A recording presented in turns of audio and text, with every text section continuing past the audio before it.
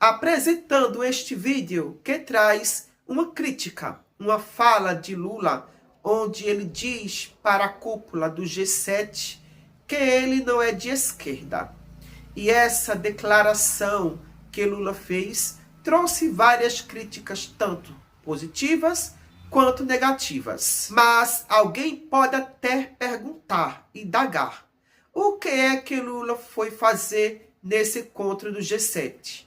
Já que essa cúpula só é para países que representam democracias industrializadas, como Alemanha, Canadá, Estados Unidos, França, Itália, Japão e Reino Unido. Respondendo à pergunta por que Lula participou desse encontro, é que Lula foi como um convidado especial pelo presidente da França, Emmanuel Macron. O Brasil participou da reunião de líderes como país convidado em caráter ampliado, com o objetivo de levar a voz do Sul global para as discussões das maiores economias do mundo. Ou seja, o presidente Lula foi convidado para a cúpula do G7 para representar o Sul global e levar a perspectiva dos países em desenvolvimento aos líderes das nações mais industrializadas do mundo. Os convites foram feitos pela presidência rotativa do grupo, buscando debater temas como clima, geopolítica e inteligência artificial.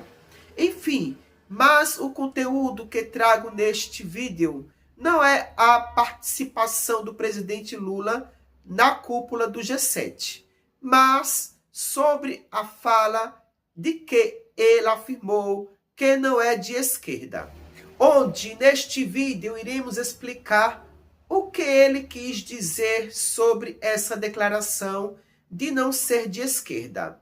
Então vamos ao pequeno recorte de um vídeo a seguir e depois darei minhas contribuições. Meu Deus, meu dia acabou. Lula assume que nunca foi esquerdista. Quem está em choque com essa declaração do Lula, por favor, tire o dedinho da tomada. Quem acompanha minimamente a trajetória do Lula, entende que Lula nunca foi um revolucionário, ele nunca quis romper com o sistema e ele nunca governou como alguém que quisesse implantar o socialismo no país. Eu achei que isso era nítido, gente. Lula sempre foi um político pragmático, de conciliação. Sempre governou junto aos grandes empresários, os banqueiros, o agronegócio, o setor financeiro. O diferente é que ele coloca o pobre no meio do seu governo, mas nunca deixando de sentar na mesa dos ricos.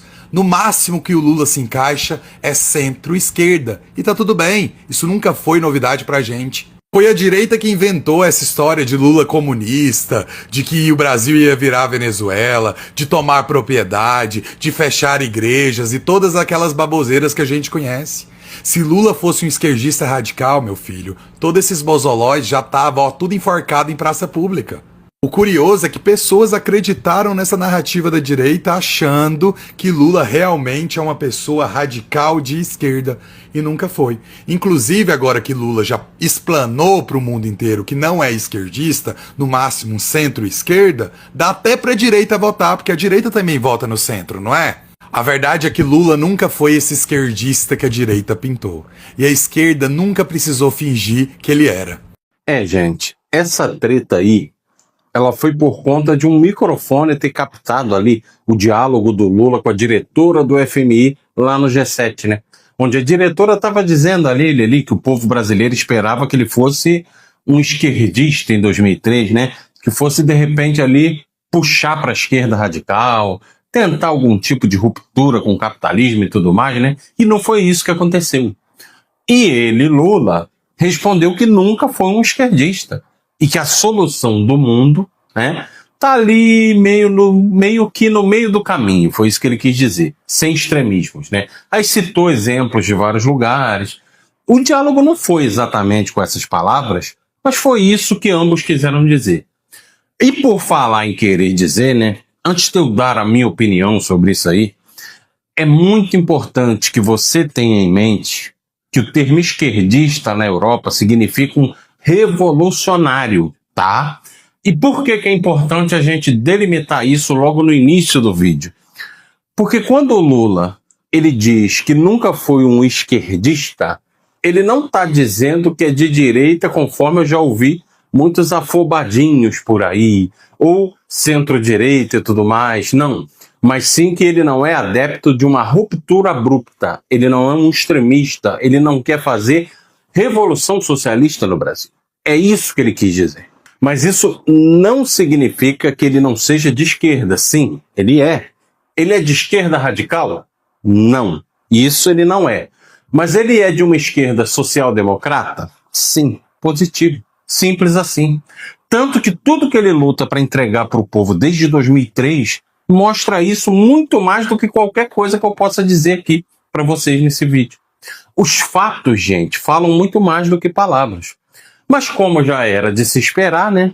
A extrema-direita, chapéu de alumínio, já está fazendo pânico moral com isso. A extrema-esquerda, web comunista, também chapéu de alumínio e linha auxiliar da extrema-direita, também, adivinha, já está fazendo pânico moral com isso.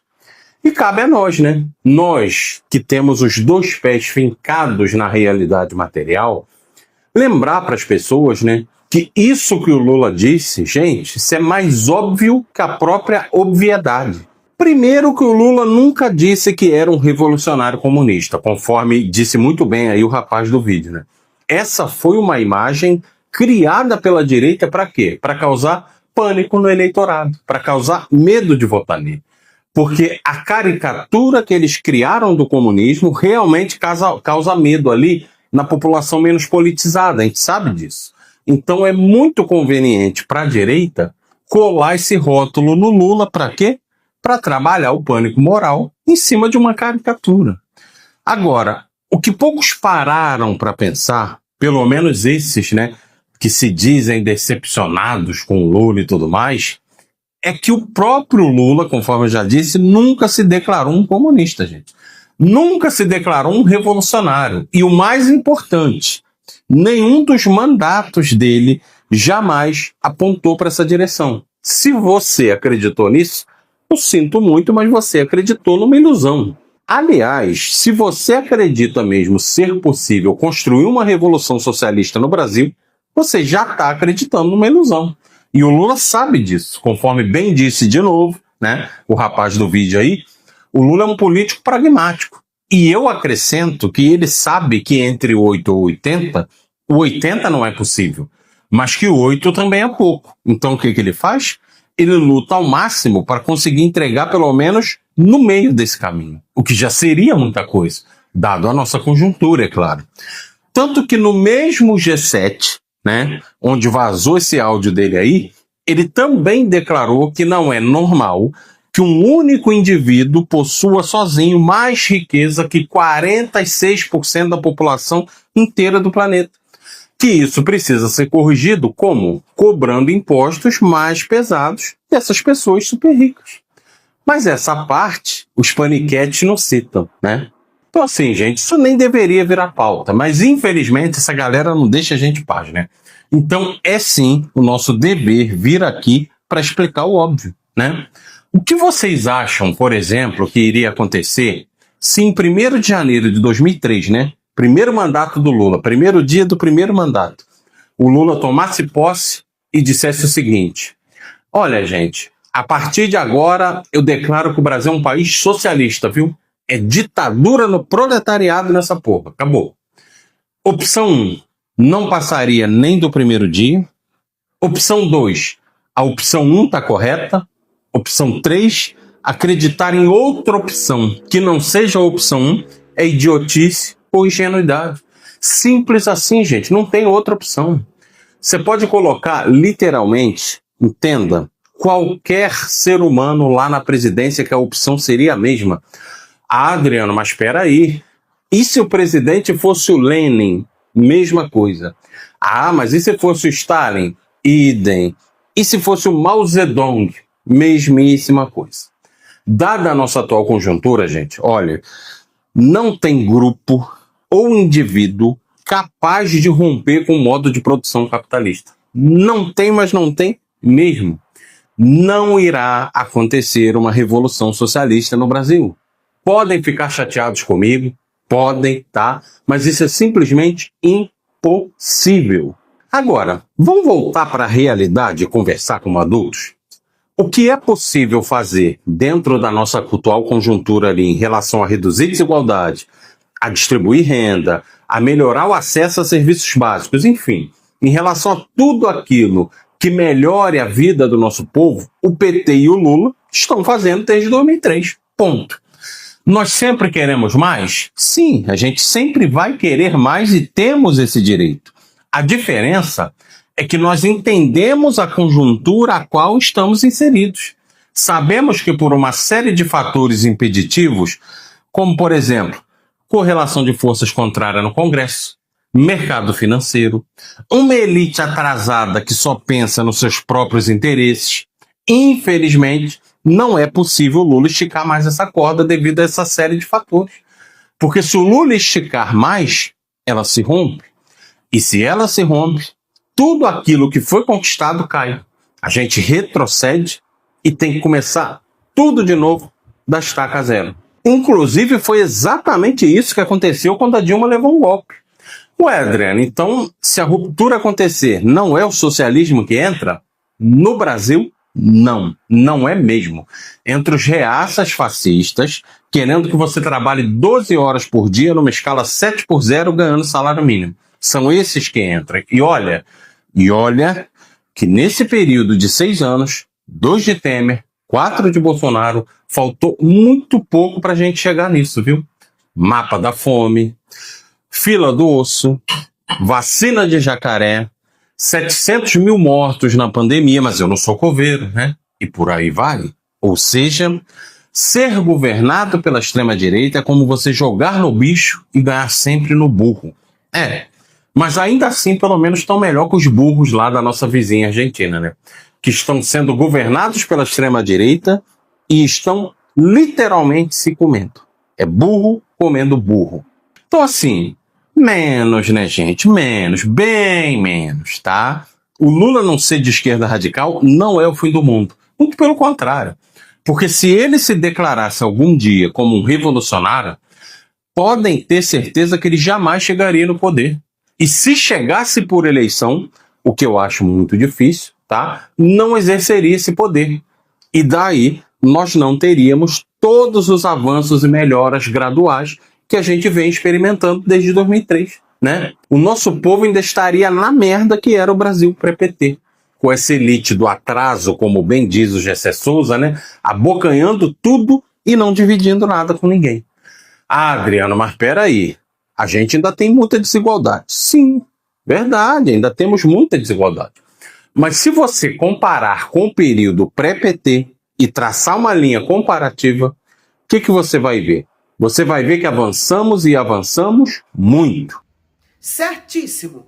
Quando falamos que Lula não é de esquerda, não quer dizer que Lula é de direita ou centro-direita, mas sim de uma esquerda social-democrática, de centro-esquerda. Mas o que é um governo de centro-esquerda? Um governo de centro-esquerda é aquele que busca promover a justiça social e reduzir desigualdades, mas sem abandonar os princípios do sistema capitalista e da democracia representativa. Em vez de propor a superação do capitalismo, ele atua intervindo na economia para garantir o bem-estar social, ou seja, uma posição política intermediária entre a esquerda tradicional e o centro ideológico, com foco em equilibrar justiça social, economia de mercado e responsabilidade fiscal. Então, comparar Lula com um governo de extrema esquerda é uma pessoa que não tem conhecimento ou retardada, assim como o bolsonarismo é. Porque Lula já provou em todos seus mandatos e governos que ele está sempre lutando em favor da democracia e do livre mercado entre os países capitalistas. Porque governos de extrema esquerda têm como premissa ideológica o rompimento com o sistema capitalista e a superação da democracia liberal burguesa.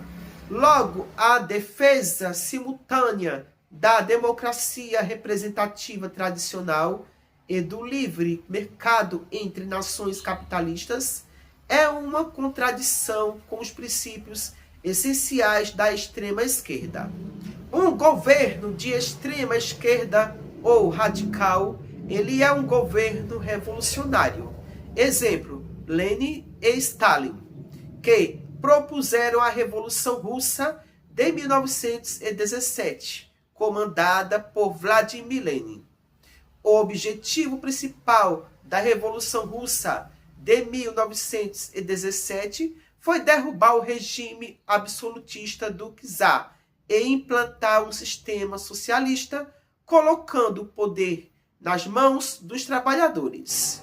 Liderado pelos bolcheviques, o movimento prometia paz, pão e terra para resolver a crise social, econômica e militar do país. Esse processo resultou na criação da União Soviética, o primeiro Estado socialista do mundo. Lembrando que nunca tivemos de fato uma experiência comunista na prática. O que se tem são partidos com viés e ideologia comunistas, e não sua prática. Já tivemos de fato experiências socialistas na prática, mas comunista nunca houve. O problema da direita ou extrema-direita é que elas não conseguem compreender o básico de que não existe o comunismo na prática. Só é apenas uma ideologia, uma teoria.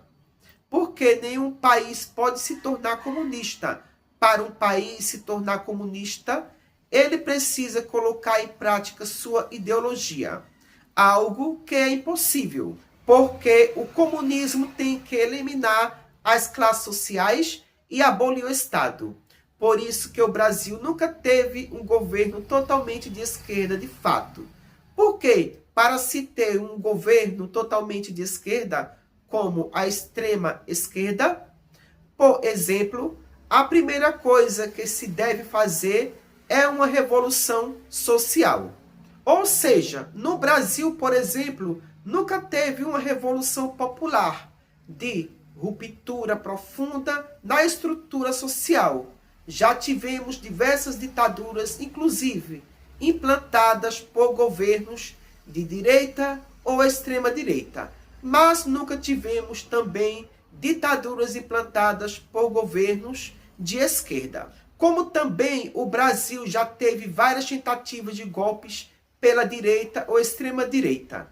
Ao todos, o Brasil já teve 9 golpes efetivados. São eles: a Noite da Agonia, de 1823, golpe da maioridade, de 1840, Proclamação da República, de 1889, golpe de 3 de novembro, de 1891, o curioso caso de Floriano Peixoto, também de 1891, Revolução de 1930, por Getúlio Vargas, e o Estado Novo de 1937, por Getúlio Vargas, deposição de Getúlio Vargas em 1945, e o golpe de 1964, que conhecemos como a ditadura militar. Na verdade, o Brasil nunca teve um presidente que se enquadrasse na esquerda radical ou revolucionária. Os presidentes associados à esquerda na história brasileira, como João Goulart, Luiz Inácio Lula da Silva ou Dilma Rousseff, são classificados por historiadores e cientistas políticos como representantes da centro-esquerda, onde eles governaram sob os marcos da democracia liberal e do capitalismo, priorizando o desenvolvimento econômico do mercado e a inclusão social através de programas de transferência de renda e crédito. Historicamente, as figuras e correntes que de fato defenderam a esquerda radical no Brasil, como o socialismo revolucionário, a expropriação dos meios de produção ou o comunismo soviético, nunca chegaram ao poder executivo federal. Exemplos desses campos mais extremos incluem figuras históricas como Luiz Carlos Prestes e grupos guerrilheiros que atuaram durante a ditadura militar ou lideranças contemporâneas de partidos como PSTU, PCB e UP.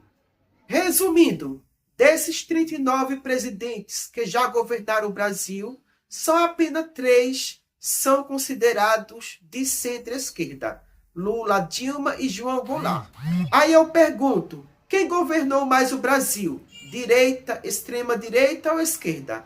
Claro que foi a direita ou a extrema-direita. Então, nessa perspectiva, a corrupção no Brasil teve mais chance de aprofundar nos governos de direita ou de esquerda?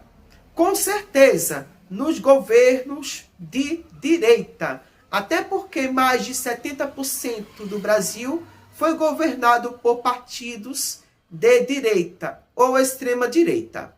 Exemplo disso, tivemos João Goulart. Só passou apenas 2 anos e 6 meses no poder. E ainda mais governou de forma limitada pelo parlamentarismo, que em seguida foi interrompido pelo golpe de 1964. Então, essa foi mais uma videoaula de muito conhecimento histórico e de grande utilidade pública. Por hoje só, e até o próximo vídeo.